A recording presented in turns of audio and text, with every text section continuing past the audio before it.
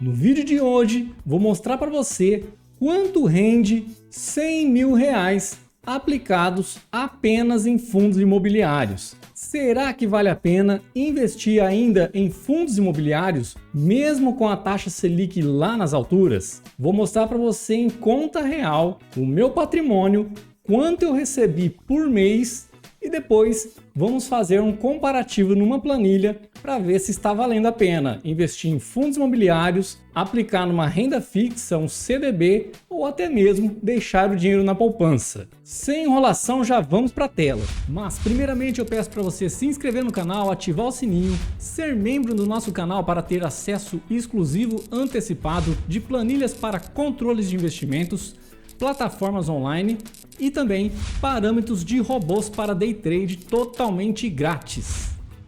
Bom pessoal, para ninguém falar que eu não mostro conta real, tá aí. Essa é a plataforma da minha corretora Clear, eu invisto pela Clear. Estou com um patrimônio de R$100.000, 531 apenas na minha conta. Também temos aqui no canal a carteira da patroa, que também só tem fundos imobiliários. Então, na minha conta tem em torno de 100.500 e poucos reais, porém estou com poucas ações aqui, né? De ações eu tenho aproximadamente R$384 e só em fundo eu tenho 100.033,73, tá bom? Então guardem esse número, ele vai estar registrado em seguida numa planilha que eu já adiantei os números para não perder tempo e a gente vai fazer umas continhas para fazer essa comparação. Então, R$100.000 em fundos imobiliários só na minha conta aqui, tá? Agora, vamos ver quanto eu estou recebendo de proventos com R$100.000 apenas de fundos imobiliários. Estou pegando aqui os últimos meses que eu recebi. Na plataforma Status Invest eu tenho esse controle aqui, esse gráfico, né, de dividendos. E você pode ver que aqui nos últimos meses, em 2025, está praticamente neutralizado. Quem acompanha o canal já faz um tempo sabe muito bem que no meio do ano passado eu comprei uma casa e parei de fazer aportes e também parei de reinvestir os dividendos. Então é por isso que meus dividendos estão meio estabilizados, né? Eu estou resgatando os dividendos para pagar algumas continhas aí, mas se Deus quiser, no final do ano, pagando essas contas, a gente vai voltar com os aportes mensais e também reinvestir os dividendos. Então dá para perceber aqui nos últimos meses que recebemos praticamente uma média de R$1.000, né? Então a gente vai pegar esse último mês aqui, que recebemos R$1.000 em julho de 2025. A gente pode ver que de ações eu tenho R$1,64 para receber em julho, pouca coisa, né? Mas só de fundos imobiliários vou receber só na minha conta R$1.002, ok? Então dá para ver aqui os fundos imobiliários que eu tenho, é o MXRF11, HGLG11, TRBL11, HGBS11, BTHF11, VRTA11, CPTS11 e BTLG11. Então aqui está todas as datas que irei receber, né? Já recebi boa parte, a maioria já recebi, e o total líquido dos rendimentos. Qualquer coisa você pause o vídeo para dar uma olhadinha quantas cotas eu tenho, qual o valor de cada cota foi pago e o total de cada uma.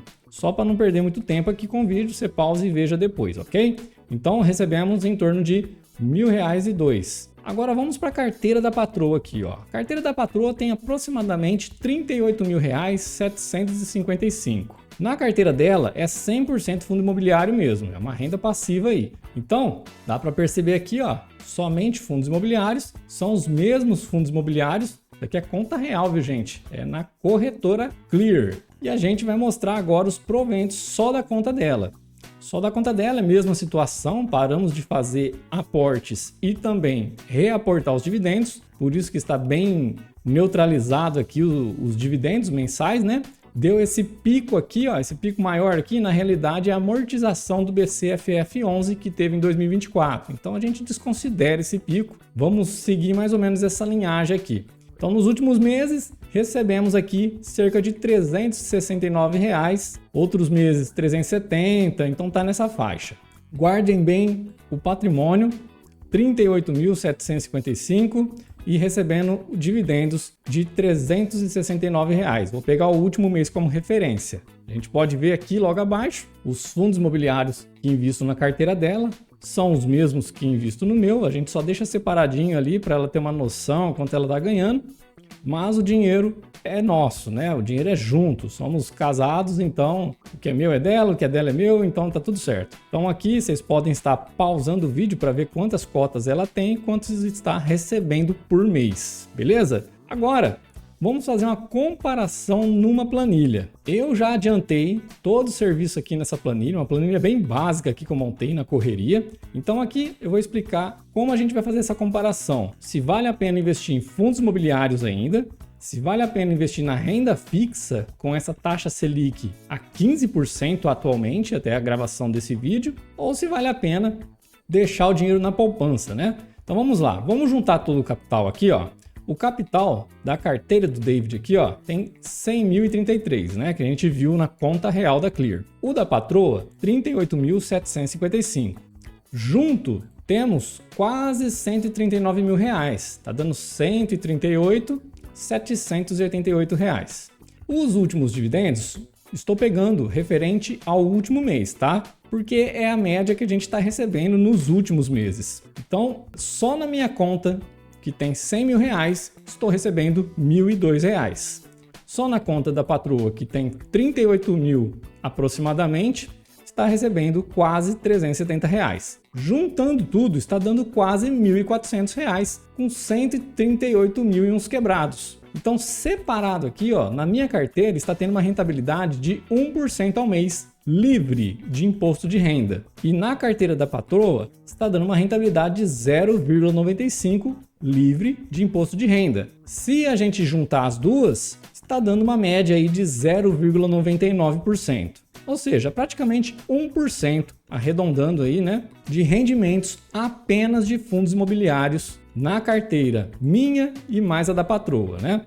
Então, será que vale a pena esse dinheiro aqui investido em fundos imobiliários? Vamos ver então. Vamos lá, a explicação é a seguinte, a taxa Selic atual até no mês 7 de 2025 está 15%, está alto pra caramba, mas muito alto mesmo. A gente vai considerar o imposto de renda, porque se for aplicar num CDB liquidez diária, tem que descontar isso, né? A gente retém ali na fonte 22,5%.